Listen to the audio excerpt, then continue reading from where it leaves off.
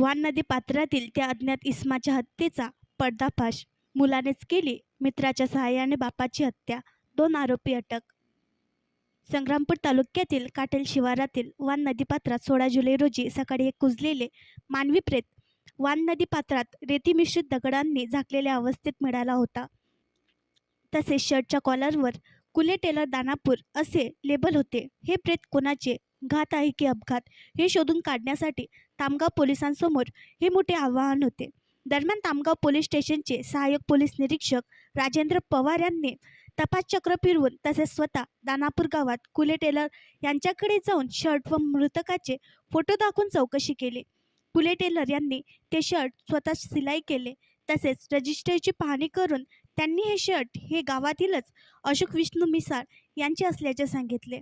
त्यावरून अशोक मिसाळ यांच्या घरी जाऊन पाहणी केली असता सदरचा इसम हा मागील 4 ते 5 दिवसापासून गावात नसल्याचे नातेवाईकांकडून सांगण्यात आले.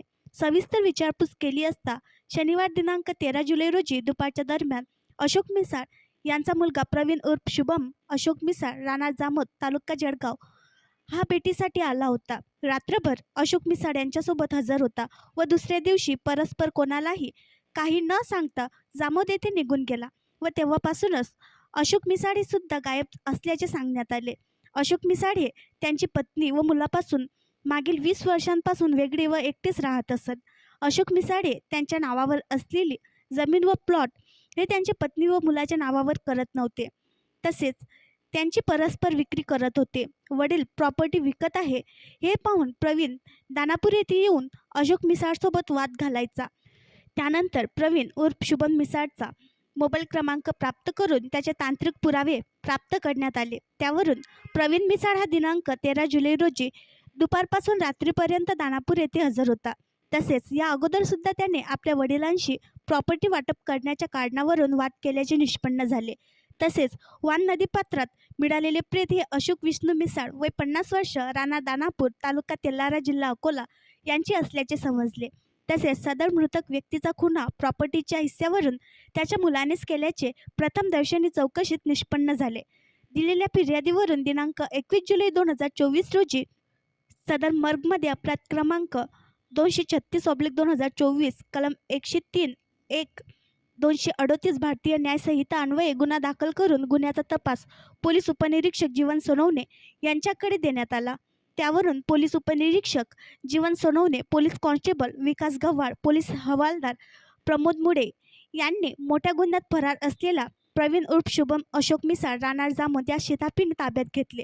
त्यास मृतकाचे फोटो तसेच शर्ट दाखवले असता ते अशोक मिसाळ यांचे असल्याचे ओळखत नव्हता. तसेच त्यांचे वडील हे पंढरपूर येथे वारीकरिता गेले असावे असे अखडत सांगत होता. त्याच्या या बोलण्यावरून पोलिसांना दाट संशय आल्याने पोलिसांनी त्याला आपल्या भाषेत विचारपूस केली असता तो पोपटासारखा बोलू लागला. त्याचे वडील अशोक विष्णू मिसाळ हे आमच्यापासून 20 वर्षांपासून वेगळे राहत असून आम्हाला वागवित नव्हते, तसेच प्रॉपर्टीचा हिस्सासुद्धा देत नव्हते. या कारणाने चिडून जाऊन दिनांक 13 जुलै 2024 रोजी रात्री दरम्यान जामोद येथील मित्र राहुल रामदास दाते वय 25 वर्ष याच्या सहकार्याने त्यास दानापूर येथे बोलावून अशोक मिसाळे घरी झोपलेले असताना त्यांचा दोघांनी मिळून गळा आवळून हत्या करून त्याचे प्रेत मोटारसायकलने काटेल शिवारात वान नदीच्या कोरड्या पात्रात नेऊन पुरावा नष्ट करण्याच्या उद्देशाने दगड व गोट्याच्या सहाय्याने झाकून ठेवल्याची कबुली दिली. त्यावरून लगेच जामोद येथील राहुल रामदास दाते यास पकडून पोलीस स्टेशनला आणले व त्याने सुद्धा प्रवीण मिसाळ याच्यासोबत हत्या केल्याची कबुली दिली. गुन्ह्यातील दोन्ही आरोपींना अटक करून जेलबंद करण्यात आले आहे. सदर प्रकरणामध्ये सुनील कडासने पोलीस अधीक्षक बुलढाणा, अशोक थोरात अप्पर पोलीस अधीक्षक खामगाव, DS गवडी उपविभागीय पोलीस अधिकारी मलकापूर यांच्या मार्गदर्शनाखाली पोलीस स्टेशन तामगाव यांनी केली आहे.